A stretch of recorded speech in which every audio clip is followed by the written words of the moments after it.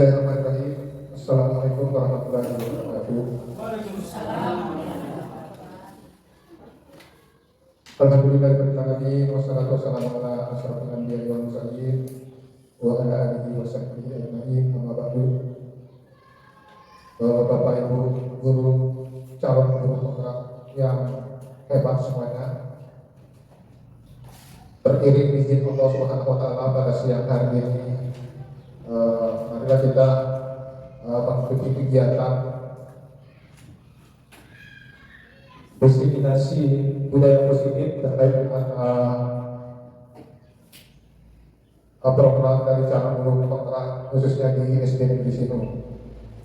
Selanjutnya kami selaku pimpinan sangat mengapresiasi, memberikan kesempatan seluas-luasnya kepada Bapak dan Ibu semuanya untuk mengikuti kegiatan ini dan mengikuti semua proses sesuai dengan apa yang sudah dijadwalkan sampai dengan aksi nyata, karena ini tentu semua pada akhirnya nanti akan banyak sekali membimbing melatih kita untuk bekerja beraktivitas sesuai dengan kemampuan yang insya Allah akan didapatkan di dalam kegiatan diseminasi ini. Ini semua hal yang sangat penting selalu saya sampaikan bahwa di setiap kegiatan kebersamaan itu adalah indikator yang amat penting. Karena itu jangan biarkan kebersamaan ini renggang, malah justru sebaliknya kita mempererat, kita memperkuat ketahanannya. Karena sekali lagi saya katakan indikator yang sangat menentukan dalam setiap melaksanakan kegiatan-kegiatan ke depan. Assalamualaikum warahmatullahi wabarakatuh. Amin ya rabbal alamin. A'udzu billahi minasyaitonir rajim. Bismillahirrahmanirrahim. Alhamdulillahirabbil alamin. Hamdan syakiri, hamdan na'imin. Hamdan yu'afi ni'amahu wa yu'afi majidah. Ya Rabbana lakal hamdu kama yanbaghi li jalali wajhikal karim wa 'azimi sultanik. Allahumma inna nas'aluka salamatal hudi wa afiyatal fil jasadi wa ziyadatal fil ilmi wa barakatal fil rizqi wa taubatan qabla al-maut wa maghfiratan ba'da al-maut. Allahumma hawwin 'alaina fi syakaratil maut wa najatan min an-nar wal aqwa inda al-hisab. Rabbana hab lana min azwajina wa dhurriyyatina qurrata a'yun wa qina lil muttaqina imama. Rabbana atina fid dunya hasanah wa fil akhirati hasanah wa qina adzabannar. Subhana rabbika rabbil izzati amma yasifun wa salamun 'alal mursalin walhamdulillahi rabbil alamin. Assalamualaikum warahmatullahi wabarakatuh. Bismillahirrahmanirrahim. Assalamualaikum warahmatullahi wabarakatuh. Waalaikumsalam warahmatullahi wabarakatuh. Yang terhormat Bapak Kepala Sekolah, yang kami hormati Bapak Ibu hebat. Alhamdulillahirabbil alamin. Assalatu wassalamu ala asrofil anbiya'i wal mursalin wa ala alihi wa sahbihi ajma'in. Amma ba'du. Puji syukur kita panjatkan kehadirat Allah Subhanahu wa taala yang telah memberikan kita nikmat kesehatan dan nikmat kesempatan sehingga kita dapat berkumpul pada kesempatan ini dalam rangka diseminasi budaya positif modul 1.4. Ini merupakan rangkaian dari modul 1 yang kami terima di program Guru Penggerak. Salawat dan salam tak lupa pula kita aturkan kepada junjungan alam Nabi besar Muhammad SAW yang telah membawa kita dari alam gelap menuju alam yang terang benderang seperti yang kita rasakan pada siang hari ini. Baik Bapak Ibu, sebelum kita mulai, kami akan mulai menyampaikan materi tentang modul 1 ini, tentang budaya positif. Ada 7 konsep utama yang akan kami sampaikan pada siang hari ini.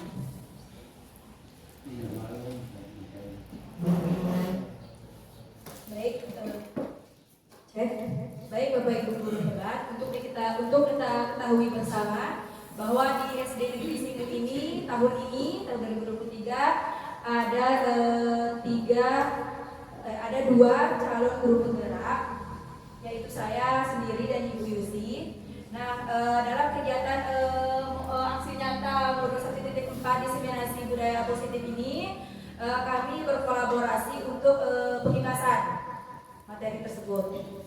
Nah, baiklah Bapak Ibu, sebelum kita memulai materi pertama, Kira-kira menurut Bapak pertama akan dijelaskan oleh Ibu Yusi. Silakan Bu.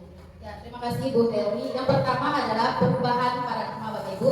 Nanti kita akan melakukan sebuah kegiatan di sini. Bapak Ibu nanti berpasangan, ya. Nanti kami bagikan post-it. Satu teman yang di sampingnya menulis sesuatu yang sangat berharga buat Bapak Ibu. Entah itu bisa berupa uang, harta, anak, istri, atau apapun yang menurut Bapak Ibu sangat berharga. Kemudian temannya menggenggam kertas tersebut, bisa dituliskan barang berharga tersebut. Kemudian teman yang di sampingnya nanti berusaha untuk membuka kepala tangannya, entah dengan cara merayu atau dengan cara menyuap, boleh. Kemudian kalau belum bisa dibuka, boleh dengan cara menghadik, menghukum dan sebagainya. Bapak Ibu ya, kira-kira sudah paham Bapak Ibu? Sekarang silakan satu orang menulis satu hal yang sangat berharga bagi Bapak Ibu, ya. Terserah, misalnya Ibu Eli sama Ibu Helda, ada satu orang yang menulis kemudian menggenggam, salah satunya menggenggam, kemudian nanti teman yang sebelahnya tadi Bu Helda mencoba untuk membuka genggaman Ibu Eli dengan cara boleh merayu, boleh misalnya menyuap, boleh Bapak Ibu. Tidak ya? Misalnya saya menulis saya yang menggenggam, atau Pak Hen yang menggenggam apa yang saya tulis itu. Ibu Dewi yang menggenggam. Ya, nanti Pak Hen yang menggenggam. Ibu Dewi yang menulis, nanti Pak Hen mantap berusaha membuka genggaman Ibu Dewi. Oke. Nanti ini ada isinya boleh berupa keterangan tentang harta benda, prinsip atau nilai-nilai kebaikan yang Ibu miliki, prinsip pribadi atau apapun yang berharga, yang paling berharga menurut Yang paling menurut Bapak Ibu paling berharga. Silakan satu aja. Boleh anak, boleh istri, boleh Pak Ibu, boleh kakak. Pertama akan dijelaskan oleh Ibu Yusi. Silakan Bu. Ya, terima kasih Bu Dewi. Yang pertama adalah perubahan paradigma Bapak Ibu. Nanti kita akan melakukan sebuah kegiatan di sini. Bapak Ibu nanti berpasangan, ya. Nanti kami bagikan post-it. Satu teman yang di sampingnya menulis sesuatu yang sangat berharga buat Bapak Ibu. Bagaimana? Bagaimana saya tidak akan memberikan yang saya tulis di sini adalah sesuatu. Apa itu? Memang keluarga saya.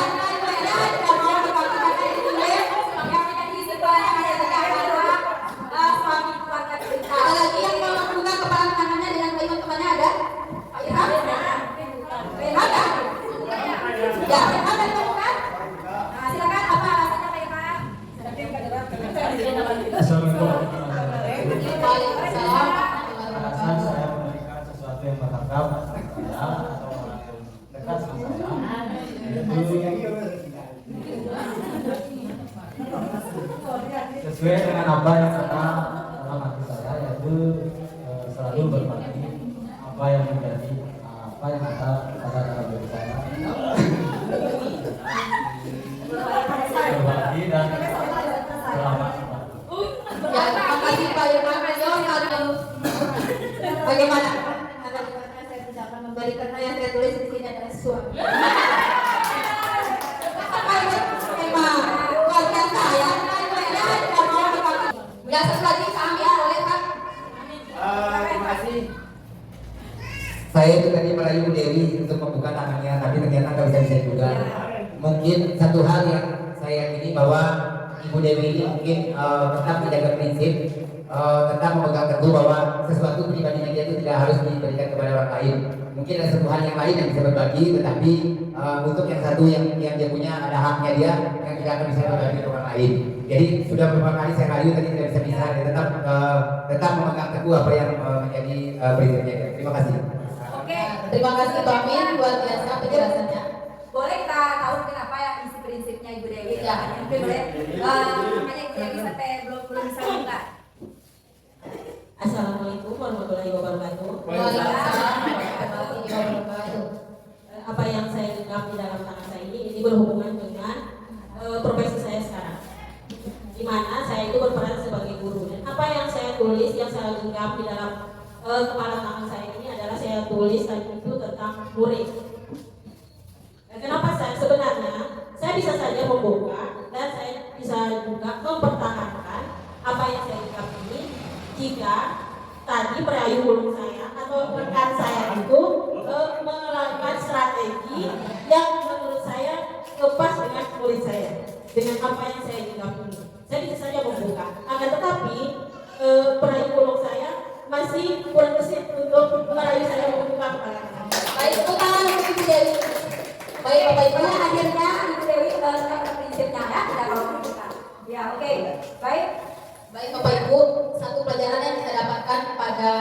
tadi tentang makna kontrol, bahwa orang lain tidak bisa mengontrol diri kita, Bapak Ibu. Yang bisa mengontrol hanya diri kita. Entah itu misalnya Pak Ilham tadi membuka kepala matanya, bukan berarti Ibu Sumaida mengontrol dirinya, tetapi Pak Ilham itu memperbolehkan Ibu Ida untuk mengontrol dirinya. Begitu juga dengan kita, Bapak Ibu, kita sebagai guru tidak bisa mengontrol murid. Tetapi ketika kita memberikan tugas kepada murid kita, berarti murid itu mengerjakan, berarti murid itu sudah memperbolehkan guru mengontrol dirinya. Itu Bapak Ibu penjelasannya mengenai makna kontrol. Nah, selanjutnya ada miskonsepsi mengenai makna kontrol, Bapak Ibu. Yang pertama adalah ilusi guru mengontrol murid. Pada dasarnya kita tidak dapat memaksa murid untuk berbuat sesuatu jika murid tersebut memilih untuk tidak melakukannya. Seperti yang saya jelaskan tadi, Bapak Ibu. Nah, yang kedua, ilusi bahwa semua perbuatan positif, efektif, dan bermanfaat. Kemudian dalam jangka waktu tertentu, kemungkinan murid akan menyadari dan mencoba untuk menolak rujukan kita atau menjadi tergantung pada pendapat sang guru untuk berusaha. Kemudian yang selanjutnya, ilusi bahwa kritik dan membuat orang merasa bersalah dapat menguatkan karakter.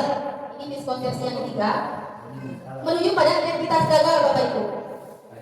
Sulit mengidentifikasi sedang melakukan perilaku karena cukup menggunakan suara yang halus untuk menyampaikan pesan negatif. Saya contohnya gurunya halus berkatanya, tapi menusuk di hati muridnya.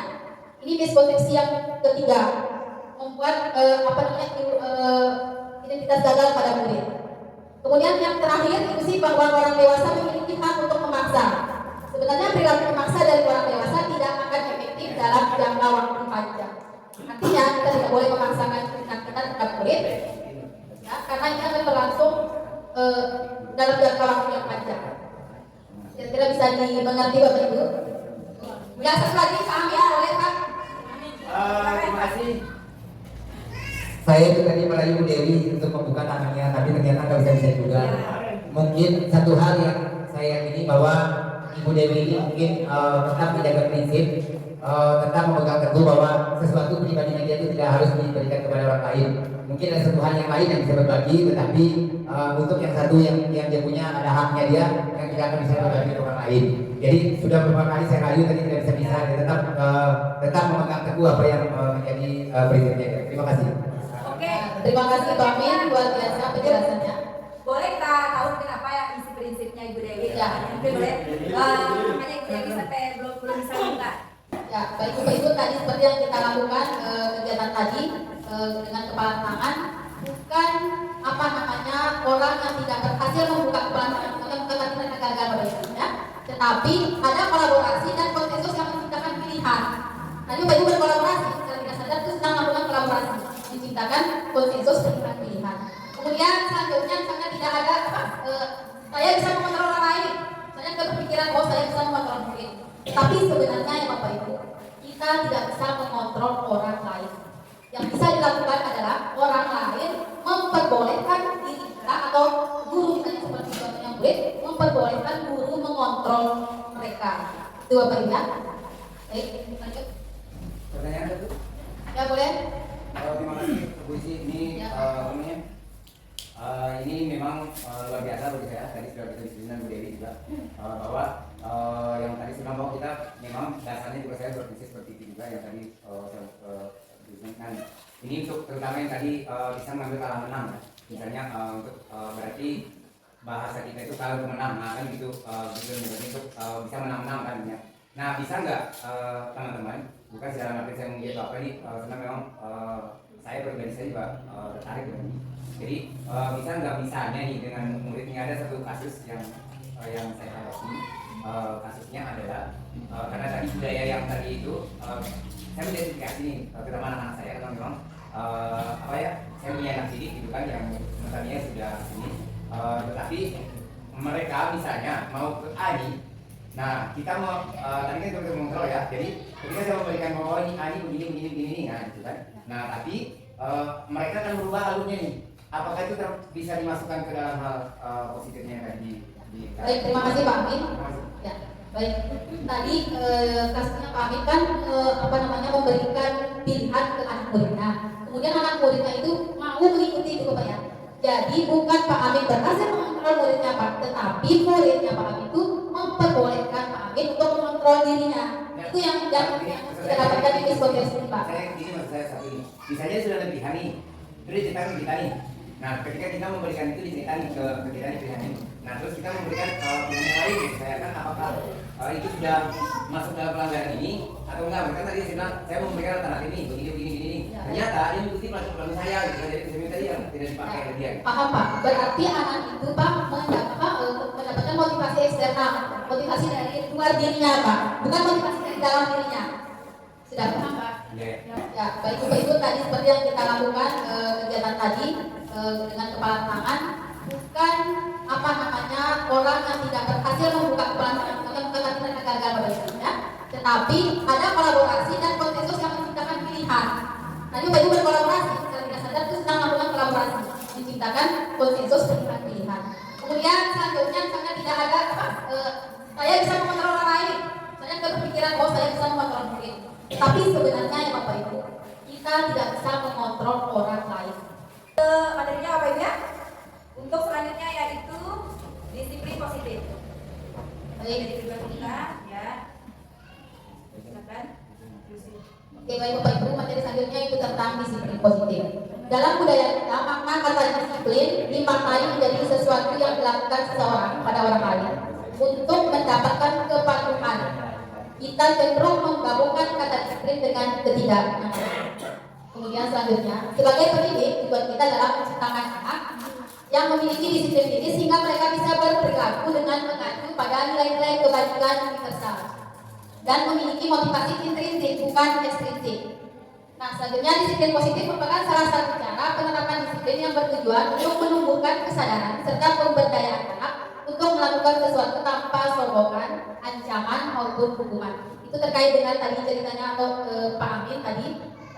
Pertama dia memiliki motivasi dari dalam dirinya, tetapi ketika Pak Amir memberikan arahan, mungkin si anak ini berubah pikiran. Jadi pada prinsipnya anak ini sudah memiliki motivasi intrinsik, Pak.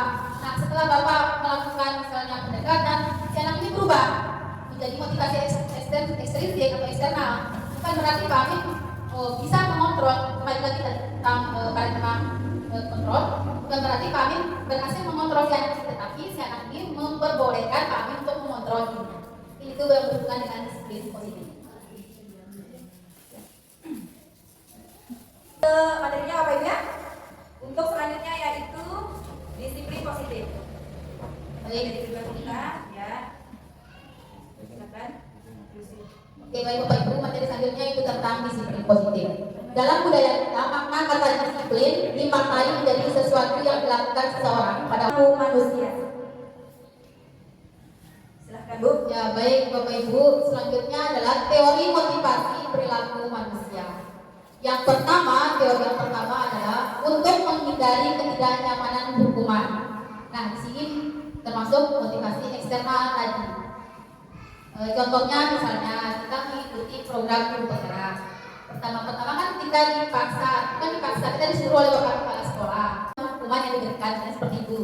Nah, ini merupakan motivasi eksternal Bapak Ibu, menghindari hukuman. Kemudian yang kedua, untuk mendapatkan imbalan dari orang lain atau institusi. Contohnya misalnya kita mengikuti program guru penggerak ini, misalnya kita ingin menjadi kepala sekolah atau pengawas. Ini contohnya, mudah-mudahan di sini tidak ada yang begitu ya. Nah, pertamanya kita belum memiliki motivasi dari dalam, tetapi kita mengikuti program guru penggerak ini hanya mendapatkan imbalan atau imbalan dari orang lain atau institusi, seperti tadi kita menjadi kepala sekolah, menjadi pengawas. Ini dinamakan dengan motivasi eksternal, motivasi dari luar diri. Kemudian yang selanjutnya, ini motivasi yang paling tertinggi yaitu untuk menghargai diri sendiri. Saya akan menjadi orang yang seperti apa jika saya melakukannya. Misalnya saya mengikuti guru penggerak ini, kira-kira saya akan menjadi orang seperti apa? Oh, saya ingin memperbaiki diri saya ingin menggali apa yang ada di diri saya ingin mendapatkan ilmu yang lebih banyak lagi tentang bagaimana caranya menjadi seorang guru penggerak. Ini termasuk motivasi intrinsik Bapak Ibu. Ini adalah tujuan disiplin positif yang kita harapkan. Kira-kira bisa dimengerti Bapak Ibu? Ya, lanjut. Hukuman yang diberikan dan seperti itu.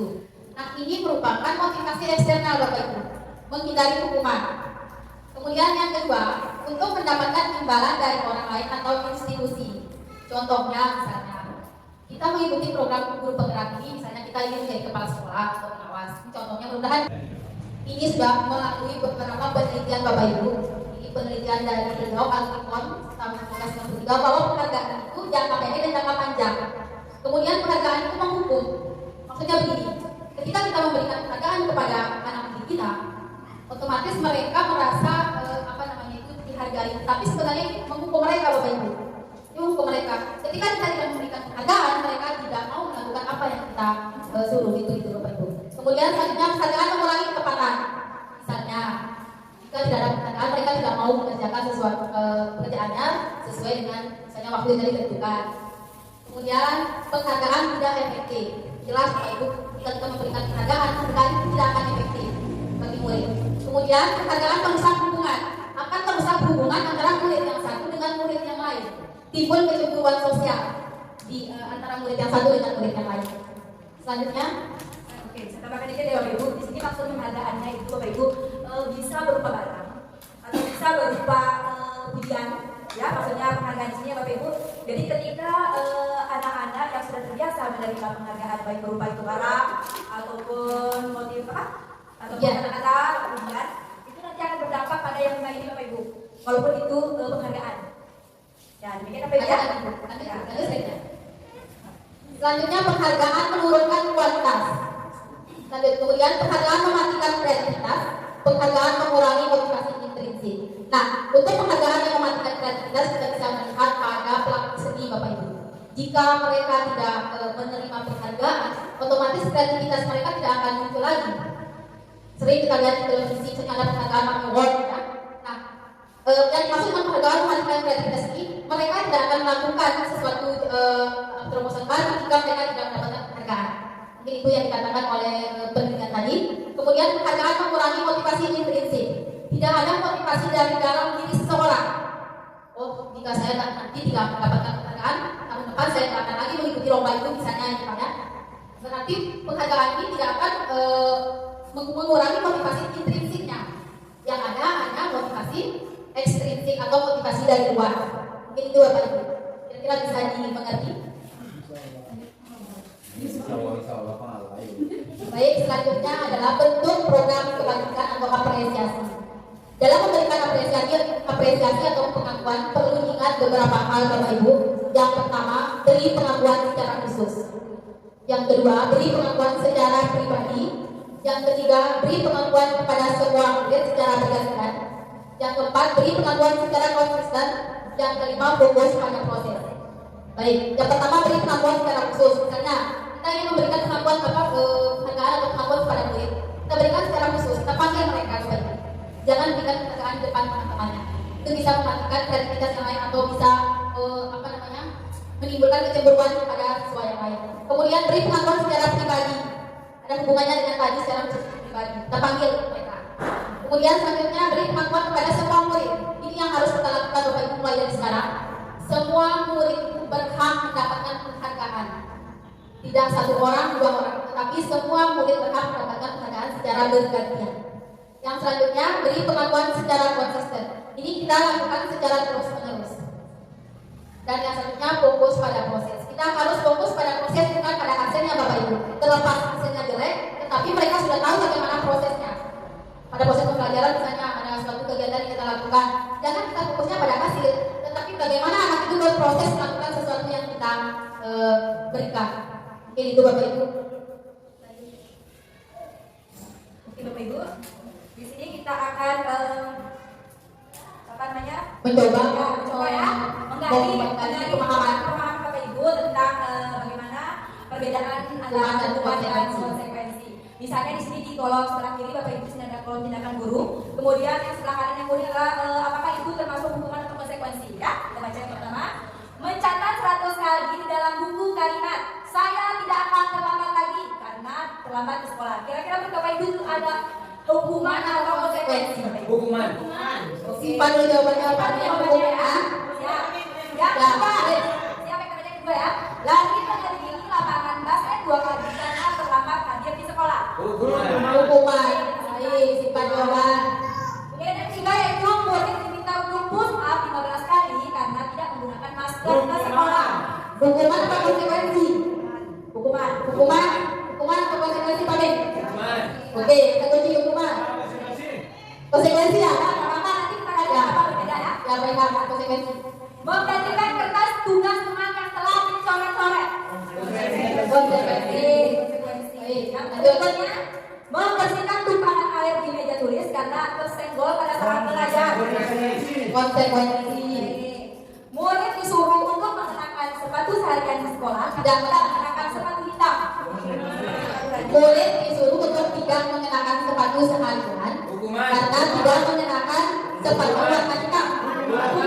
Oke, bukan dulu. Yang terakhir yang berikut, lari mengelilingi lapangan sekali 2 kali dengan tambah 10 menit untuk pelajaran PJO. Hukuman atau konsekuensi? Ya, ada yang masyarakat ya jawabannya. Oke, Baik, sekarang kita lihat jawabannya Bapak Ibu. ya sekarang kita jawab. Tadi kan sudah disimpan jawabannya, masih ingat Bapak Ibu? Ya, baik. Bapak Ibu nanti pemahamannya ternyata ini saya benar ini saya salah ya. Oke siap? Nah ini dia. Baik. Apa? Itu adalah hukuman Bapak Ibu. Tidak ada hukuman yang di atas 100 kali dengan melakukan datang sekolah, itu maksudnya Bapak Ibu. Oke, baik. Kemudian Itu adalah hukuman Bapak Ibu. tidak ada hubungan lagi mengelilingi lapangan dengan datang terlambat Bapak Ibu. Ini juga bisa dikatakan hukuman. Kemudian murid diminta untuk diserap 15 kali karena tidak menggunakan masker di sekolah. Ini juga hukuman. Selanjutnya menggantikan kertas teman yang telah dicoret-coret. Ini adalah konsekuensi karena tanggung jawabnya tidak. Sudah ada tanggung jawab dari orang yang benar-benarnya itu jadi menggantikan. Ya. Kemudian yang selanjutnya membersihkan tumpahan air di meja tulis karena tersenggol pada saat belajar, konsekuensi. Kemudian murid disuruh untuk tidak mengenakan sepatu seharian di sekolah karena tidak mengenakan sepatu hitam. Ini jelas-jelas hukuman Bapak Ibu. Karena tidak ada hubungannya murid yang tidak mengenakan sepatu. Terus kita suruh tidak mengenakan sepatu setiap hari ya. Sama dengan Kemudian yang terakhir ya, dari mengikuti lapangan pasca 2 kali karena terlalu seperti untuk belajar PJOK. Ini tadi banyak yang ada hukuman ada. Ya, ternyata Bapak Ibu ini adalah konsekuensi. Apa konsekuensi Bapak Ibu? Karena kebetulan ada hubungannya. Lari Mas pelajaran olahraga. Ya, ini sudah mengerti Bapak Ibu. Baik, Baik, kita jam pelajaran PJOK. Jadi ada hubungannya. Ya, jadi kira-kira menurut Bapak Ibu untuk konsekuensi dan hukuman sudah ada perbedaannya ya? Ya, baik. Baik, terima kasih Bapak Ibu. Lanjut selanjutnya. Untuk selanjutnya Bapak Ibu masih kita di materi ketiga Ini masih tentang perbedaan hukuman dan konsekuensi Bapak Ibu. Nah, adapun perbedaan hukuman dan konsekuensi, yang pertama, hukuman sesuatu yang menyakitkan harus terjadi, sedangkan konsekuensi sesuatu harus terjadi. Kemudian yang kedua, membuat anak sakit fisik maupun hati untuk jangka waktu lama. Sedangkan konsekuensinya membuat anak merasa tidak nyaman dalam jangka waktu pendek. Ini perbedaannya Bapak Ibu yang kedua. Kemudian yang ketiga, anak membenci kedisiplinan. Sementara konsekuensi anak menghargai disiplin. Hukuman yang selanjutnya adalah paksaan. Sedangkan konsekuensinya adalah stimulus tanggapan. Selanjutnya, mendorong anak menyakiti diri sendiri. Kalau kita berikan hukuman, kita sama dengan mendorong anak menyakiti diri sendiri. Kalau konsekuensi, menolong anak agar mudah menyesuaikan diri. Selanjutnya, pada hukuman Bapak Ibu konsep diri yang buruk, sementara di konsekuensi konsep diri yang baik. Ya, kemudian anak belajar untuk menyembunyikan kesalahannya kalau di hukuman, sementara di konsekuensi anak belajar untuk mematuhi peraturan.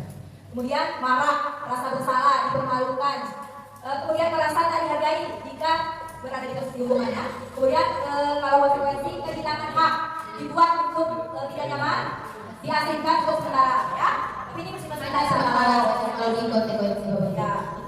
Selanjutnya ya, Bapak Ibu, kita masuk ke materi keempat yaitu kebutuhan dasar manusia, Bapak Ibu.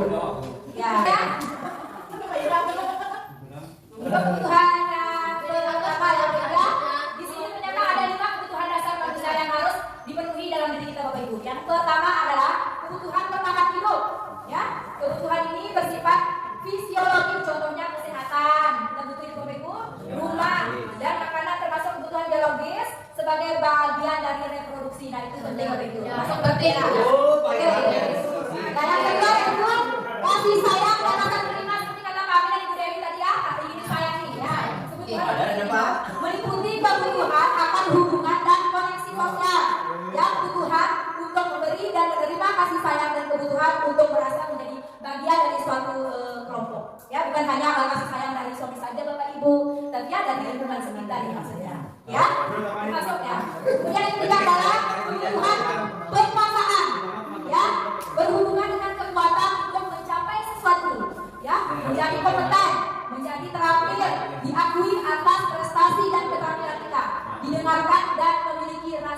mandiri. Ya, Bapak Ibu. Kemudian yang keempat adalah kebebasan, kebutuhan akan pilihan. Ya, yaitu kebutuhan akan kemandirian, otonomi, memiliki pilihan dan mampu mengendalikan arah hidup kita sendiri. Ya. Kemudian yang terakhir adalah kesenangan, kebutuhan untuk merasa senang. Ya, masa seterusnya kita mau merasa bersedia, Bapak Ibu? Ya. Di sini yaitu kebutuhan untuk mencari kesenangan, bermain, tertawa, ya, pergi piknik, rekreasi, termasuk kesenangan. Oke, baik, saya tambah sedikit Bapak Ibu. Jadi seluruh tindakan manusia memiliki tujuan, ya, tujuan tertentu. Semua yang kita lakukan adalah usaha terbaik untuk kita mendapatkan apa yang kita inginkan.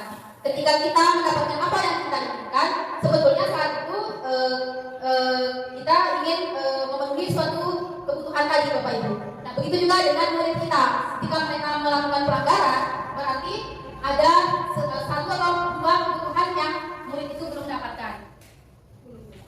Mungkin itu Bapak Ibu penjelasan sedikit mengenai tentang kebutuhan dasar manusia. Kebutuhan yang pertama yang ketiga, di sini ternyata ada 5 kebutuhan dasar manusia yang harus dipenuhi dalam diri kita, Bapak Ibu. Yang pertama adalah kebutuhan bertahan hidup. Ya, kebutuhan ini bersifat fisiologis, contohnya kesehatan, kita butuh itu, Bapak Ibu, rumah dan makanan termasuk kebutuhan biologis sebagai bagian dari reproduksi. Nah, itu penting, Bapak Ibu. Masuk penting. Ada dampak jika kebutuhan ini tidak terpenuhi pada diri kita. Kita ambil contoh di murid kita, Bu. Mereka, misalnya kita ambil murid kita, mereka kurang kasih sayang atau dan kata diterima, kebutuhan untuk diterima. Nah, di sekolah kadang-kadang mereka butuh kasih sayang, butuh teman, butuh orang yang bisa menghargai atau memahami dia. Otomatis anaknya akan berbuat sesuatu yang melanggar keyakinan atau kesepakatan yang sudah kita sepakati. Tentu ada, Bu, dampaknya. Misalnya kita kebutuhan bertahan hidup misalnya bersifat fisiologis, contohnya kesehatan rumah dan makanan termasuk kebutuhan biologis.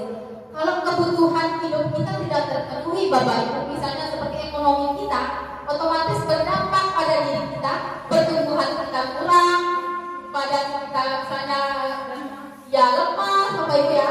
Itu salah satu contohnya tentang kebutuhan bertahan hidup. Mungkin bisa diterima, Bu Dewi. Lanjut ke materi selanjutnya, yaitu posisi kontrol, Bapak Ibu. Oke, selanjutnya akan dijelaskan oleh Ibu Yusi. Silakan, Ibu. Baik, materi kita yang kelima adalah posisi kontrol. Nah, di posisi kontrol ini ada 5 posisi kontrol kita sebagai guru, Bapak Ibu. Yang pertama penghukum, yang kedua pembuat rasa bersalah, yang ketiga teman, 4 pemantau, dan yang terakhir manajer. Tentu Bapak Ibu, saya pribadi mungkin selama ini belum mengetahui posisi kontrol ini. Saya menjadi guru, mungkin saya masih berada di posisi kontrol sebagai penghukum atau sebagai pembuat rasa bersalah. Nah, sekarang mari kita lihat apa yang menjadi indikator dari penghukum ini, Bapak Ibu. Yang pertama, kata-kata guru misalnya menghardik, menunjuk, menyakiti, menyindir, Bapak Ibu ya. Kemudian guru itu berkata, kalau kamu tidak melakukan awas ya, berarti ini ada ancaman, Bapak Ibu. Ini sudah termasuk posisi kontrol penghukum. Awas ya kalau kamu tidak mengerjakan PR, itu Bapak Ibu ya. Kemudian hasilnya adalah memberontak, anak-anak memberontak, menyalahkan orang lain dan berbohong. Anak-anak tidak akan mau jujur kepada kita jika kita memposisikan diri kita sebagai penghukum. Ingat Bapak Ibu, anak-anak tidak akan mau jujur ketika kita melakukan posisi kontrol sebagai penghukum. Kemudian selanjutnya kaitan dengan berkualitas, murid meletakkan guru di luar dunia berkualitas. Murid itu tidak akan meletakkan kita di dalam dunia berkualitas. Murid akan meletakkan guru di luar dunia berkualitas. Selanjutnya perkataan murid, biarkan saja, nanti juga marah-marah lagi. Murid sudah tahu, Bu, kalau kita posisi kita sebagai penghukum, mereka akan berkata, biarkan saja, Bapak itu atau Ibu itu. Oh juga nanti Bapak itu akan marah-marah lagi. Itu yang paling tidak kita inginkan, Bapak Ibu ya. Kemudian dampak pada murid mengulangi kesalahan. Mereka akan terus mengulangi kesalahan, Bapak Ibu. Mungkin di antara kita, ya, mungkin selama ini saya pribadi belum dulu sebelum saya mempelajari modul ini, posisi penghukum ini sering saya lakukan atau pernah saya lakukan, Bapak Ibu. Tapi sekarang karena saya sudah menerima materi ini, lambat laun kita ubah posisi kita Bapak Ibu secara perlahan-lahan. Selanjutnya adalah membuat orang merasa bersalah.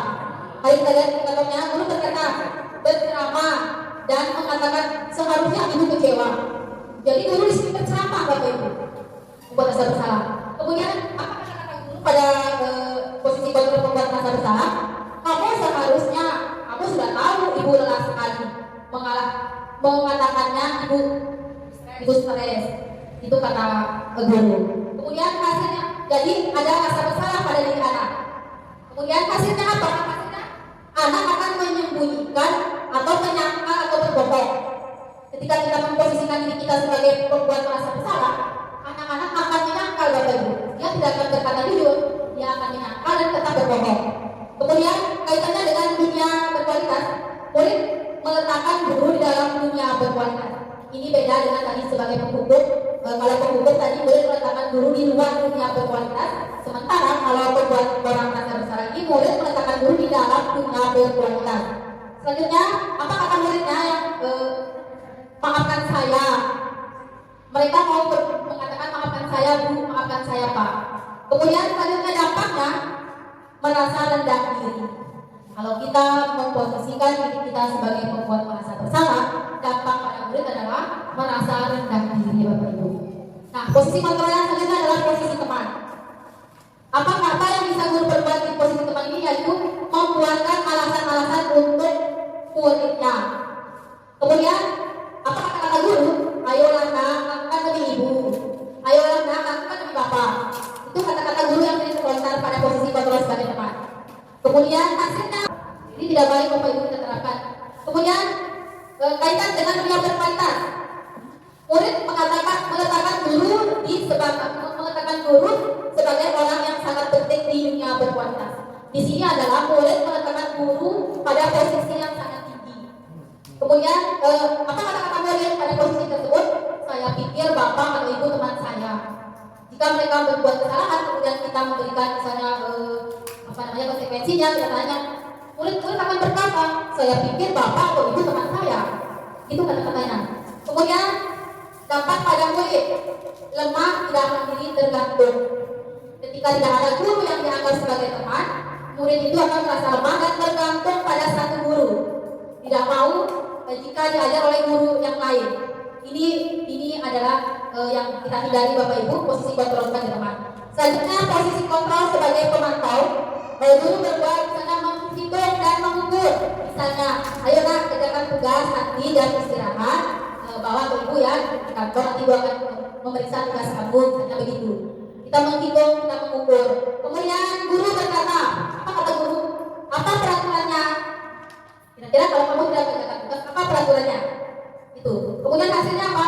Menyesuaikan diri bila diawasi. Tapi bila tidak pengawasan dan tidak ada pengawasan dari Bapak Ibu guru, mereka tidak bisa menyesuaikan diri, tidak mau melakukan sesuatu. Ya. Kemudian kaitan dengan dunia berkualitas. Murid meletakkan guru, peraturan dan hukuman yang lain dunia berkualitas. Kalau sebagai pemantau. Kemudian apa kata murid pada posisi ini? Berapa banyak sih Bu bintang yang harus saya dapatkan? Murid akan menagih itu Bapak Ibu. Berapa banyak sih Bu bintang yang harus saya peroleh? Berapa halaman yang harus saya kerjakan? Karena pada posisi pemantau ini kita selalu memantau dia untuk melakukan sesuatu. Tetapi jika kita tidak memantau, maka murid ini akan lemah, tidak mau melakukan sesuatu. Kemudian dampak pada murid, menitik beratkan pada sanksi atau hadiah untuk dirinya. Ini yang sangat kita hindari Bapak Ibu. Mereka akan menitik beratkan sesuatu jika ingin mengerjakan pada sanksi. Kira-kira kalau saya tidak mengerjakan PR, apa sih sanksinya? Apa sih hadiahnya? Itu Bapak Ibu ya. Nah, selanjutnya posisi kontrol yang terakhir adalah posisi kontrol sebagai manajer. Ini yang per 8 tahun kita mencoba menerapkan diri kita Bapak Ibu. Guru berbuat apa di posisi ini? Mengajukan pertanyaan-pertanyaan.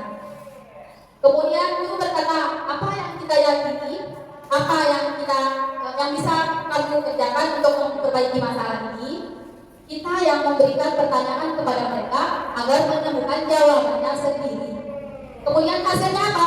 Menguatkan pribadi. Otomatis si anak ini akan menjadi pribadi yang kuat. Dia akan memiliki kepercayaan diri Bapak Ibu. Kemudian kaitan dengan dunia berkualitas, murid meletakkan dirinya sebagai individu yang positif dalam dunia berkualitas. Bukan guru, tapi murid itu meletakkan dirinya sebagai individu yang positif dalam dunia berkualitas. Selanjutnya, apa kata murid yang pada posisi kita sebagai manajer? Bagaimana caranya saya bisa memperbaikinya, Bu? Bagaimana caranya saya bisa menyelesaikan permasalahan saya, Bu? Itu yang biasanya murid lakukan. Kemudian dampak pada murid mengevaluasi diri, bagaimana cara memperbaiki dirinya. Murid dengan sendiri akan memperbaiki dirinya, Bapak Ibu, jika kita memposisikan diri kita sebagai posisi control manager. Kira-kira bisa Bapak Ibu kita terapkan? Kira-kira bisa? Insya Allah Bapak Ibu ya, kita sama-sama pelan-pelan kita menerapkan posisi kontrol sebagai manajer. Selanjutnya, Baik, Bapak Ibu, sini saya akan menyebutkan sedikit ya dari apa yang itu selanjutnya ini ada tugas Bapak Ibu mengenai ada pernyataan, kemudian siapa yang mengatakan terkait dengan 5 posisi kontrol tadi. Sekarang kita menuju pemahaman kita masing-masing. Yang pertama, saya kecewa sekali dengan kamu. Kira-kira posisi kontrol apa Bapak Ibu itu? Kata-kata seperti itu. Penghukum, ya, penyokong, penghukum. Kemudian, kamu tidak pernah hukum. Yang kedua, kamu tidak pernah benar melakukannya. Penghukum, oke, sesuai jawabannya. Yang keempat yang manajer, ya, tidak ada yang manajer. Baik. Yang ketiga, kamu tidak pernah benar melakukannya. Oke, selanjutnya simpan dulu jawabannya. Yang ketiga, ayolah lakukan demi ibu, ayolah lakukan demi bapak. Kita cek dulu Pak Bude, kira-kira ini nomor 3, ayolah lakukan demi bapak atau demi ibu. Kira-kira posisi mana Pak? Teman, oke. Yang keempat, apakah kamu mau mendapatkan stiker bintang hari ini? Kira-kira posisi apa Bapak Ibu? Tadi sebelumnya sudah. Mantap, oke. Gimana? Bagaimana kamu bisa menyelesaikan masalah ini? Kamu selalu yang paling terakhir. Kira-kira apa? Kamu selalu yang paling terakhir. Betul Bapak Ibu? Pembuat masalah. Pembuat masalah ya. Baik. Baik Bapak Ibu. Sekarang kita lihat jawabannya. Apakah kita sudah bisa simpan dari Bapak Ibu ya? Kasih jawabannya ya. Baik. Nah, ini Bapak Ibu. Kira-kira tadi pernyataan Bapak Ibu benar atau salah? Saya kecewa sekali dengan kamu, tentu membuat merasa bersalah. Kita tidak boleh mengatakan itu kepada murid kita Bapak Ibu. Kemudian kamu tidak bisa benar melakukannya. Ini sama dengan penghulu. Ayolah lakukan demi ibu atau demi bapak. Teman. Apakah kamu mau mendapatkan stiker bintang kali ini? Pemantau. Kemudian, bagaimana kamu bisa menyelesaikan masalah ini? Manajer. Selanjutnya, kamu selalu yang paling terakhir. Guru. Kira-kira sudah bisa dipahami Bapak Ibu ya? Baik. perbedaan posisi kontrol tadi ya Bapak Ibu. Selanjutnya Kita akan menonton video Bapak Ibu biar pemahamannya kita lebih tajam lagi mengenai 5 posisi kontrol.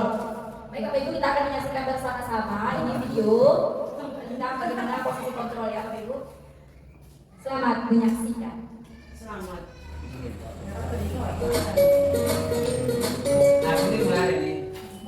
Salam bahagia Ibu dan Bapak Guru hebat. Dalam penerapan disiplin positif restitusi, salah satu program yang dikembangkan adalah 5 posisi kontrol. 5 posisi kontrol dalam restitusi adalah proses perjalanan seorang pendidik agar dapat mengenali dirinya. Pada video kali ini, kita akan membahas tentang 5 posisi kontrol yang dikembangkan oleh Dian Rosen dan contoh penerapannya. Sama-sama itu videonya agar kita bisa memahami 5 posisi kontrol itu Adalah 1. Posisi penghukum. 2. Posisi pembuat masalah tersebut.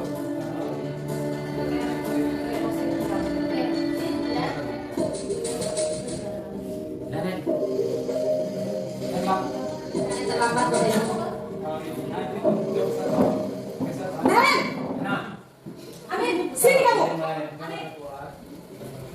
Selamat pagi Bu. Selalu terlambat. Maaf Bu, saya Apa coba? Alasan kamu apa lagi? Kapan sih kamu tidak terlambat? Malas sekali ya kamu jadi anak. Saya Dasar pemalas. Gak kapok-kapok sih kamu.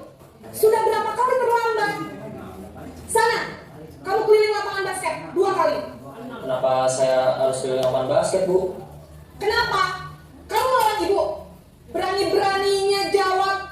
Sudah terlambat, masih berani jawab pula. Sekarang, keliling lapangan basket 5 kali sekalian. Biar kapok. Cepat. Pergi sana ke lapangan basket.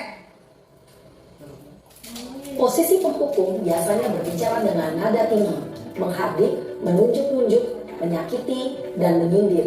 Hukuman bisa berupa fisik maupun psikis. Ibu dan bapak guru hebat.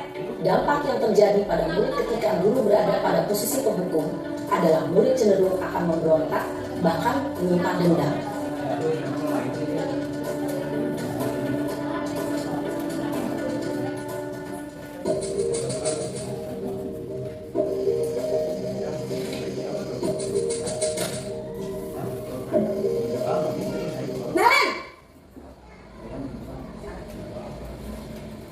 Selamat pagi Bu. Naren, kamu kenapa terlambat lagi, nak? Ya Tuhan, Naren, kamu senang ya bikin ibu susah ya? Kalau kamu terlambat lagi, nanti ibu yang ditegur bapak kepala sekolah, nak. Disangka ibu tidak bisa membina kamu. Duh, gimana ini? Maaf Bu. Duh, Gusti Naren, kamu suka ya kalau ibu ditegur bapak kepala sekolah? Terus, sekarang ibu harus tulis apa ini di buku absen? Ini kamu sudah sering terlambat loh. Ibu harus apa coba? Maaf Bu. Maaf sekali. Ya sudah, lain kali jangan bikin ibu susah lagi ya nak ya. Ibu tidak akan kuat lagi kalau kamu begini terus. Bisa jantungan kalau ibu ditegur bapak kepala sekolah. Sana cepat ke kelas. Maaf ya Bu. Maaf sekali. Posisi pembuat rasa bersalah berbicara dengan nada tenang, cenderung lembut. Namun kata-kata yang diutarakan membuat murid merasa menjadi orang yang gagal, memandang buruk dirinya sendiri, merasa tidak berharga, dan tidak sanggup membahagiakan orang lain. Ketika guru mengambil posisi pembuat rasa bersalah, murid akan menganggap dirinya yang bersalah dan ia akan menyimpan emosi negatif tersebut di dalam dirinya.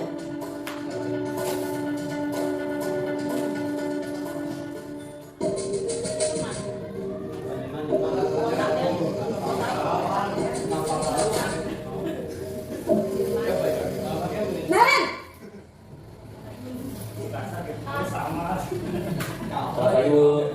Wah, sudah jam berapa ini nak? Terlambat lagi ya sayang. Iya Bu. Habis ibu saya lupa bangunkan saya Bu. Kamu malah menyalahkan ibu kamu.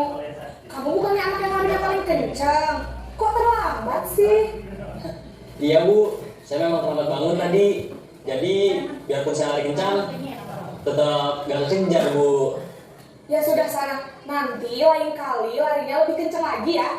Biar gak terlambat lagi. Bikin seneng ibu, demi ibu. Bisa kan? Bisa lah Bu. Ya sudah sana masuk kelas. Ibu beresin urusan absen kamu. Kamu ini ada-ada saja. Dalam posisi teman, guru berbicara dengan nada suara ramah, akrab, cenderung bersenda gurau untuk menjaga suasana tetap santai. Murid akan merasa senang, aman, dan akrab dengan guru. Identitas yang tercipta adalah identitas sukses atau berhasil. Namun, perlu diingat, karena ini masih dorongan eksternal, maka ada faktor ketergantungan dari murid kepada orang tertentu. Di sini, guru aksennya, sehingga di lain waktu, murid bisa berperilaku baik, namun hanya kepada orang-orang tertentu saja.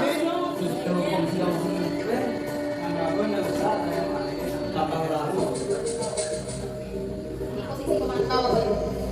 Posisi yang seterusnya. Naren! Selamat pagi Bu. Naren, apa peraturan sekolah kita tentang jam berapa kita harus masuk sekolah, nak? Kita harus di sekolah jam 7 Bu. Iya betul, sekarang sudah jam 7.20. Naren sudah tahu konsekuensinya jika terlambat hadir. Paham Bu. saya harus tinggal kelas pas jam istirahat selama 20 menit. Ya benar, konsekuensinya demikian. Jadi nanti jam 9.30 pas istirahat, kamu harus tinggal di kelas, kerjakan tugas tambahan untuk ketertinggalan kamu, ya? Baik, Bu. Posisi pemantau mengandalkan penghitungan atau data untuk mengontrol murid, guru, dan konsekuensi. Seorang pemantau menunjukkan bahasa tubuh dan ekspresi wajah yang datar dan cenderung formal. Ini posisi manajer Bapak Ibu, ini yang berusaha ya. Kita berusaha menerapkan posisi sebagai manajer.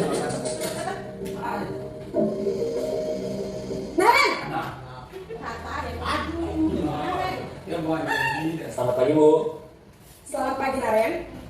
Maaf, Bu. Saya terlambat. Iya, sekolah masuknya jam 7, sekarang sudah jam 7.20. Jadi sekarang bagaimana ini, Naren? Maaf, Bu. Saya lupa setel alarm saya semalam. Baiklah, menurut kamu, keyakinan sekolah yang mana yang perlu kamu tingkatkan?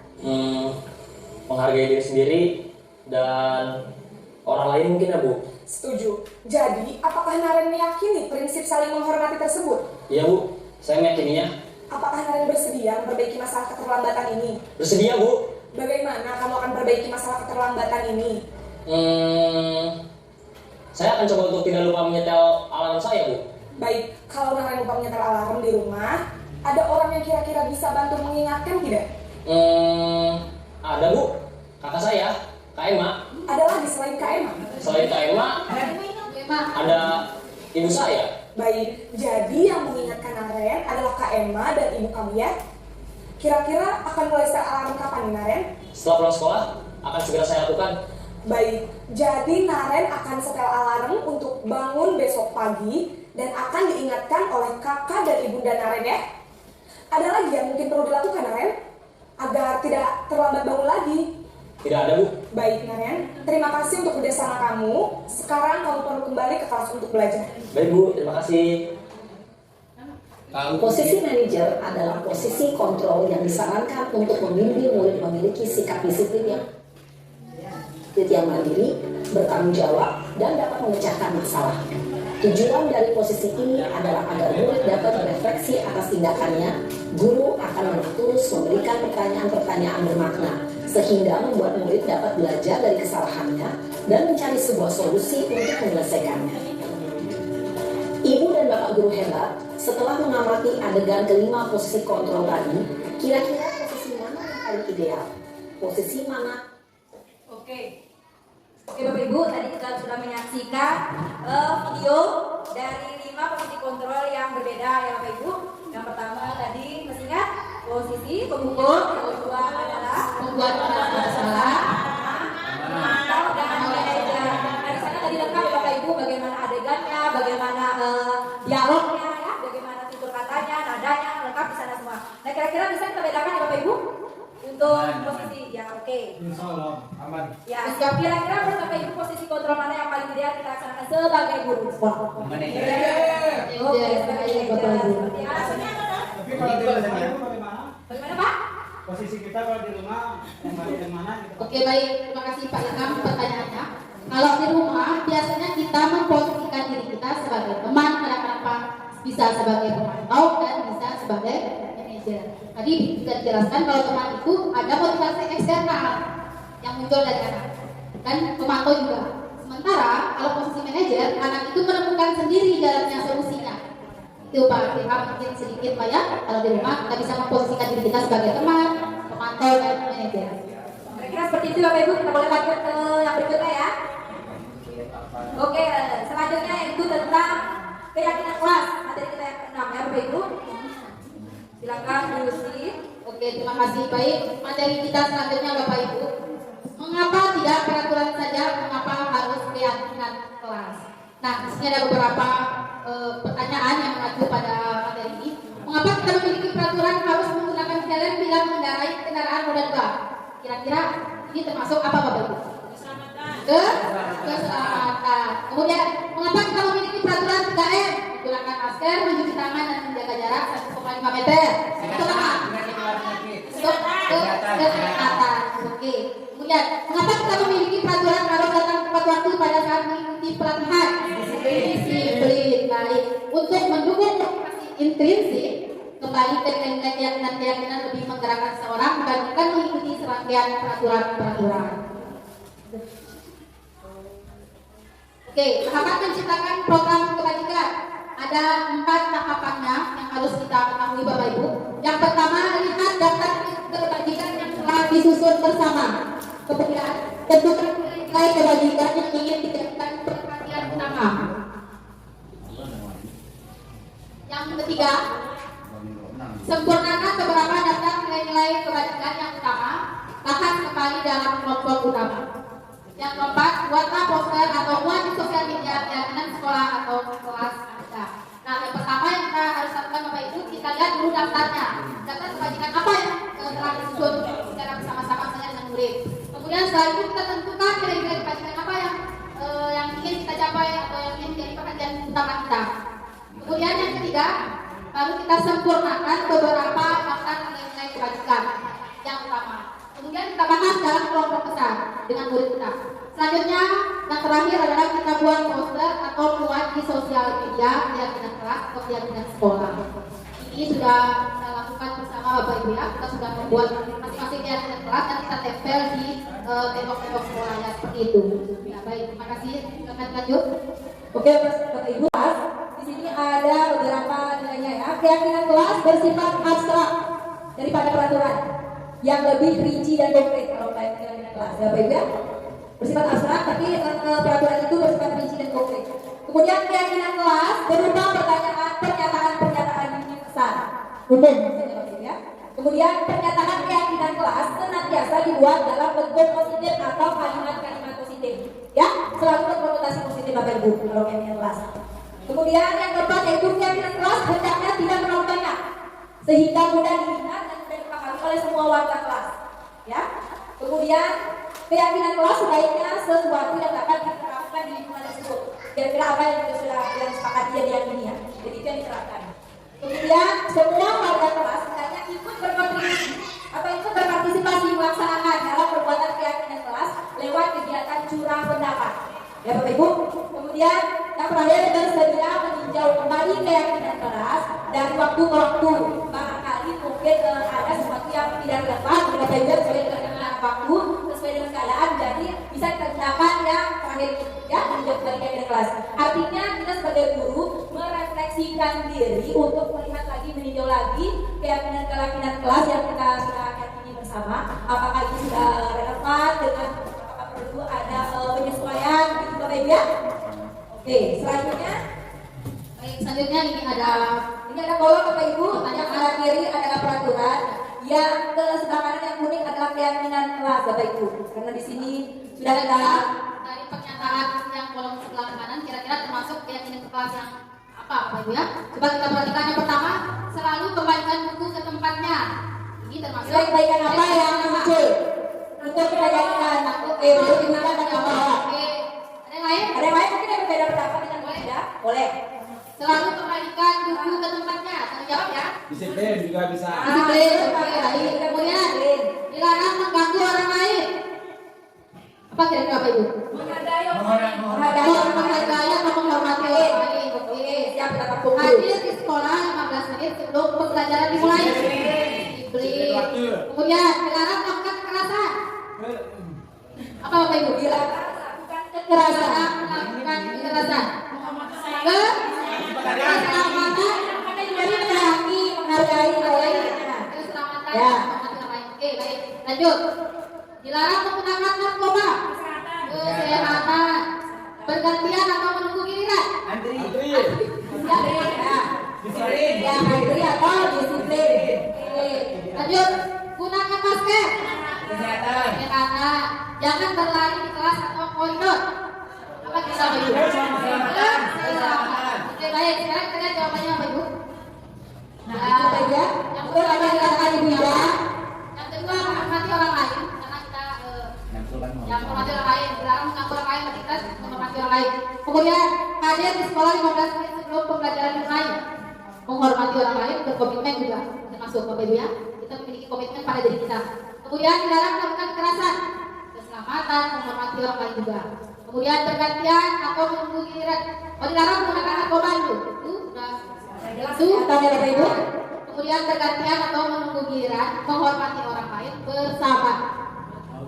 Kemudian gunakan masker, kesehatan dan keselamatan. Yang terakhir, jangan berlari di kelas atau koridor, termasuk keselamatan dan keamanan.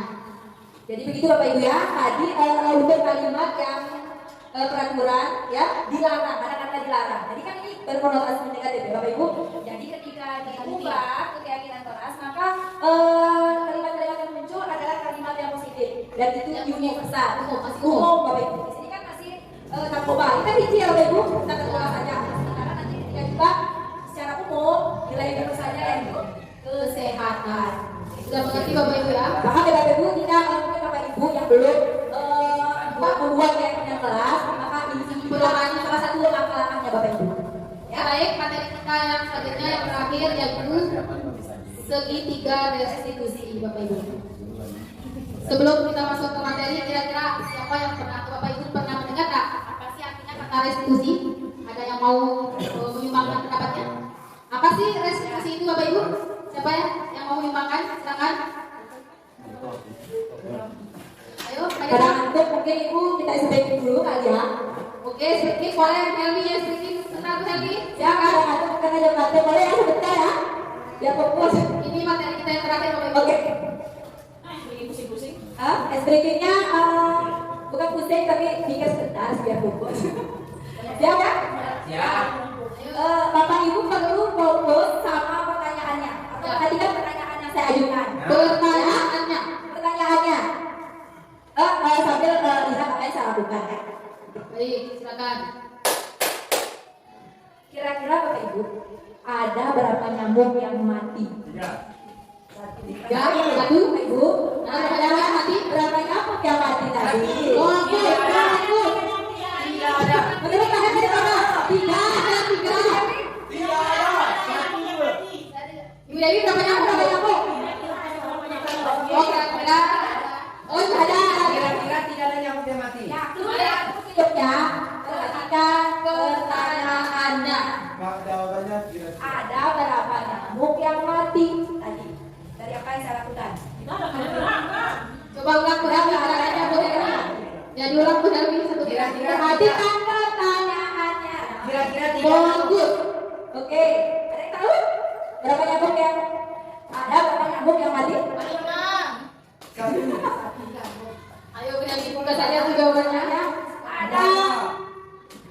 Ada berapa nyamuk yang mati? Ternyata Ada 5 Bapak Ibu. kan tadi dulunya perhatikan pertanyaannya. Ya, pertanyaan saya kan ada berapa nyamuk? Ya, ya. Oke, nanti selanjutnya mungkin bisa katakan. Nanti sudah senyum ya. Oke, baik. Oke, yang penting Bapak Ibu sudah senyum ceria.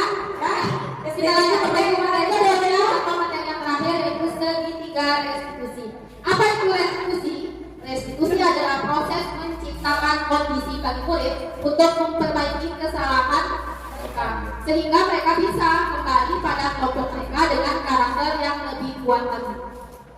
Restitusi juga merupakan proses kolaboratif yang mengajarkan murid untuk mencari solusi untuk masalah mereka dan membantu murid berpikir tentang orang seperti apa yang mereka inginkan atau tujuan mulia dan bagaimana mereka harus memperlakukan orang lain. Itu pengertian dari restitusi Bapak Ibu. Sebelum lanjut isi saya tambahkan ya. Nah, restitusi tadi, kegiatan apa namanya pengakuan restitusi tadi itu bisa kita lihat Bapak Ibu di tadi materi yang sebelumnya, yaitu pada posisi kontrol apa Bapak Ibu. Yang tepat, restitusi yang kita lakukan. Manajer, ya betul Bapak Ibu. Berarti Bapak Ibu bisa paham ya dengan materinya. Itu ya Bapak Ibu. Jadi kita lakukan restitusi nanti seperti posisi kontrol manajer. Selanjutnya ada 9 ciri-ciri restitusi Bapak Ibu. Yang pertama, bukan untuk menebus kesalahan. Kita melakukan restitusi bukan untuk menebus kesalahan anak, namun untuk belajar dari kesalahan. Kemudian yang kedua, memperbaiki hubungan. Yang ketiga, tawaran bukan paksaan. Yang keempat, restitusi menuntut untuk melihat ke dalam diri. Yang kelima, restitusi mencari kebutuhan dasar yang mendasar pada karakter bukan mengembalikan tindakan. Kedelapan, restitusi fokus pada solusi. Yang terakhir adalah restitusi mengembalikan oleh yang berbuat salah pada kelompoknya. Itu ada 9 ciri-ciri restitusi Bapak Ibu yang harus kita ketahui. Selanjutnya ada segitiga restitusi. Oke, untuk segitiga restitusi Bapak Ibu di sini dialurkan dalam bentuk segitiga Bapak Ibu sesuai dengan judulnya ya, segitiga restitusi. Nah, tahapnya di sini ada 3 Bapak Ibu. Yang pertama adalah menstabilkan identitas. Menstabilkan identitas. Di sini indikatornya adalah setiap orang itu pasti pernah melakukan kesalahan. Ya, Itu kata-kata yang kita lakukan. kamu bukan satu-satunya yang pernah melakukan ini. Ya, itu indikator ungkapan bisa kita ungkapkan sekiranya nanti kita berada di posisi itu ya sebagai manajer. Oke. Untuk menstabilkan identitas siswa. Kemudian yang kedua yaitu validasi kebutuhan. Ya Bapak Ibu, di sini indikatornya ada 2 gitu Bapak Ibu. Kamu tentu punya alasan mengapa melakukan itu ya, mengapa melakukan kesalahan itu. Kemudian adakah cara yang lebih efektif untuk mendapatkan apa yang kamu butuhkan? Ya, kita kembangkan lagi ke muridnya. Ya. Kemudian tahap yang terakhir adalah menanyakan keyakinan Bapak Ibu. Nilai yang indikator yang muncul adalah juga nilai-nilai apa yang telah kita sepakati tadi. Ya, ini contohnya tadi sudah kita lihat di video tadi Bapak Ibu. Kemudian kamu ingin menjadi orang yang seperti apa? Nah, kemudian nanti ini setelah tahap ini sudah dilakukan Bapak Ibu, ini masuk ke posisi kontrol yang paling atas tadi Bapak Ibu, yang paling ideal yaitu sebagai manajer. Kita melakukan segitiga restitusi itu sesuai dengan tahap ini Bapak Ibu. Awalnya seperti ini, kemudian yang kedua bagaimana, yang ketiga bagaimana. Ada tahapnya Bapak Ibu. Nah, nanti di sana siswa bisa pada akhirnya siswa bisa mengalami dirinya sendiri, menemukan sendiri apa solusi terhadap apa kesalahan yang mereka berbuat itu sendiri. Guru di situ berpihak hanya sebagai manajer atau memfasilitasi. Itu Bapak Ibu. Paham ya Bapak Ibu? Oke, ya, terakhir Baik, selanjutnya untuk membuat anak yang merasa gagal karena berbuat salah menjadi positif terhadap dirinya. Yang pertama, menstabilkan identitas. Guru berkata, berbuat salah itu hal yang manusiawi, tidak ada manusia yang sempurna. Bapak Ibu juga buat salah. Kita pasti bisa menyelesaikan permasalahan ini. Bapak Ibu tidak tertarik untuk mencari tahu siapa yang benar, siapa yang salah. Bapak Ibu lebih tertarik untuk menyelesaikan masalah. Kalau kamu menyalahkan dirimu sendiri terus-menerus, apakah kamu bersikap baik pada dirimu sendiri? Itu yang bisa kita lakukan atau kita katakan pada pada tahap menstabilkan identitas. Kemudian ada validasi tindakan, membantu murid mengenali basic ya kebutuhan dasar yang ingin dipenuhi ketika melakukan kesalahan. Pada dasarnya setiap tindakan manusia tujuannya adalah memenuhi basic need. Apakah itu power prinsip love and belong? Gurunya berkata begini, Bapak Ibu, kamu bisa saja kan melakukan hal yang lebih buruk, tapi kamu tidak melakukannya kan? Itu kata-kata guru kira-kira. Kemudian kamu pasti punya alasan mengapa melakukannya. Apa yang penting bagi kamu? Kamu boleh tetap berusaha menjaga sikap itu, tapi tambahkan sikap yang lain yang baru. Selanjutnya, maukah kamu belajar cara lain untuk mendapatkan yang kamu butuhkan tanpa harus memukul, misalnya seperti itu Bapak Ibu? Apakah kamu bisa melakukan dengan lebih besok lagi? Kira-kira itu validasi tindakan yang akan kita lakukan. Selanjutnya, menanyakan keyakinan. Kira-kira begini Bapak Ibu, apa nilai yang kita percayai di kelas atau sekolah kita? Itu menanyakan keyakinan Bapak Ibu. Kemudian nilai-nilai universal apa yang telah kita sepakati? Kemudian kelas yang ideal itu seperti apa sih? Itu Bapak Ibu ya. Kemudian kamu ingin jadi anak seperti apa? Apa yang kamu rasakan ketika kamu melakukan itu? kamu menjadi orang yang seperti apa. Itu termasuk menanyakan keyakinan. Selanjutnya ada intervensi 30 menit. 30 detik. Bu Helmi, silakan. Selanjutnya. Oke, selanjutnya Bapak Ibu terakhir intervensi selama 30 detik ya.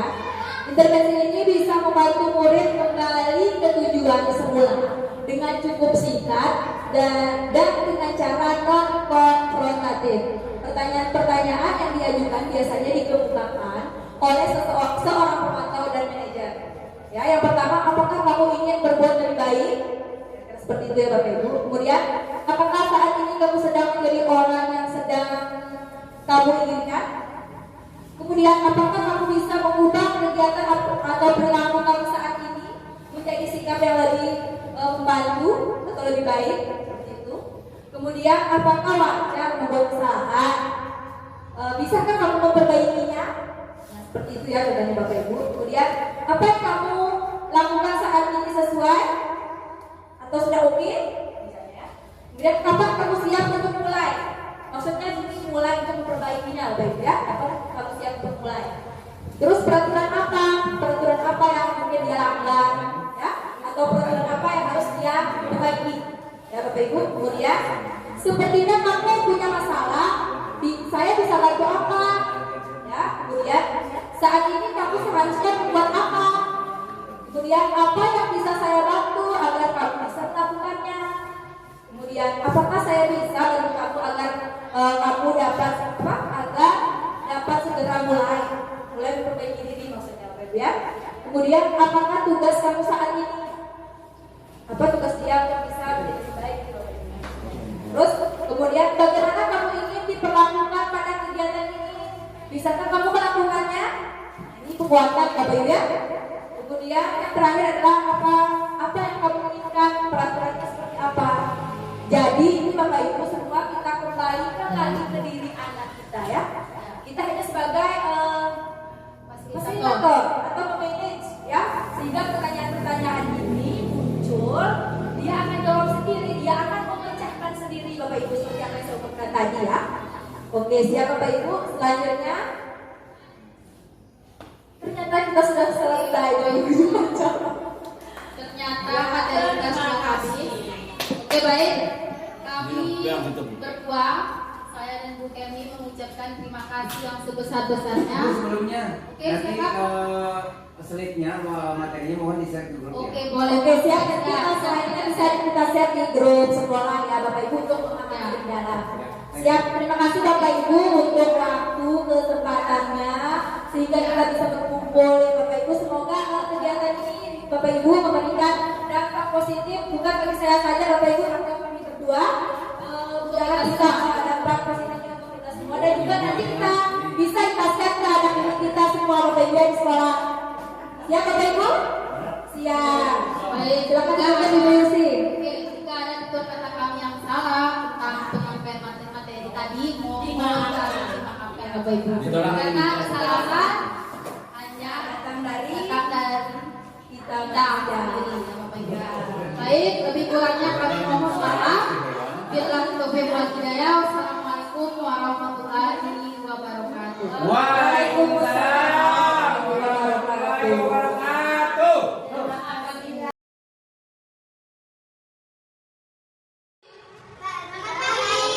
Gimana kabarnya? Sehat?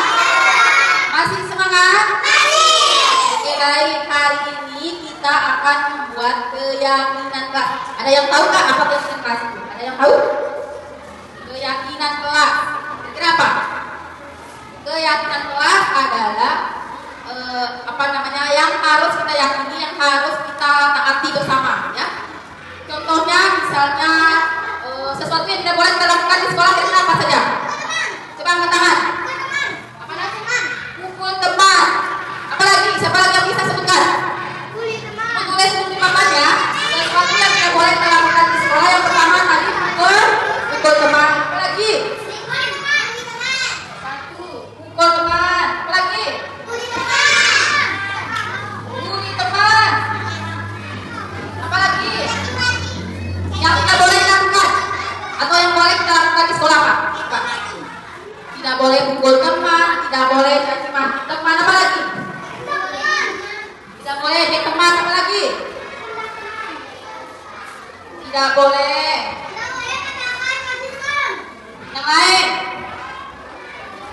Tidak boleh membuang sampah, apa lagi? Apa lagi?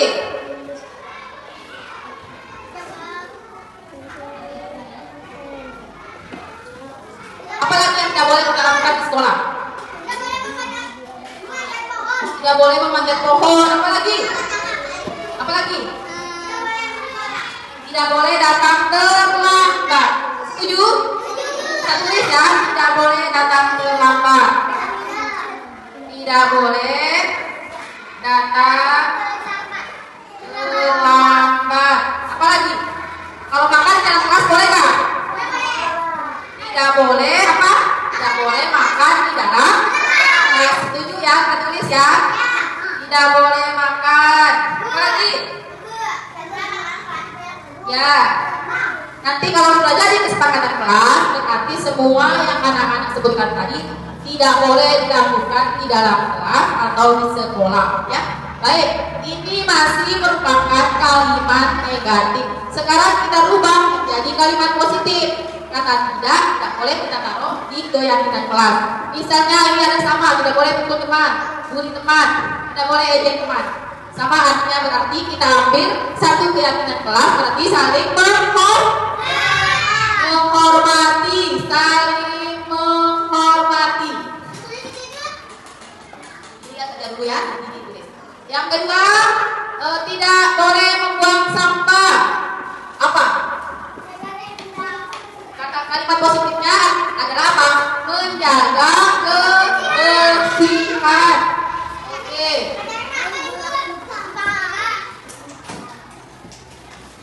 Selanjutnya, tidak boleh datang terlambat. Apa? Kira-kira kalau tidak boleh datang terlambat? Harus datang tepat waktu. Kata Asia harus datang tepat waktu, ya.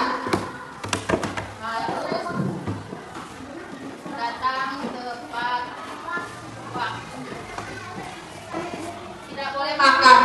Kalau tidak boleh makan kira-kira apa? Hah?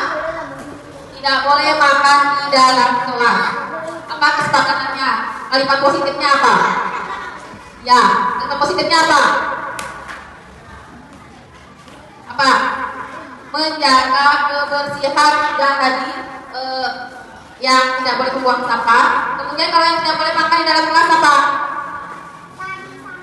Hah? Tertib atau tertib ya? Tertib. Kemudian apa lagi? Harus berpakaian rapi, ya? Setuju tak? Setuju tak yang kelasnya kalau harus berpakaian rapi? Setuju tak? Setuju ya? Kalau harus berpakaian rapi. Kalau 5 keyakinan kelas yang sudah ada di depan, lihat. Semuanya lihat ke depan. Perhatikan. Ini sudah Ibu tulis. Yang sebelah kanan adalah kalimat negatifnya yang tadi sudah Anda sebutkan tentang kelas kita yang kita sepakati. Ya. Kemudian yang di sebelah kiri ini sudah Ibu jadikan kalimat positif. Jadi yang sebelah kiri ini itulah yang menjadi keyakinan kelas kita. Kira-kira bisa dilaksanakan tak semua? Keyakinan kelasnya kira-kira bisa tak? Bisa? Mana suaranya? Kira-kira bisa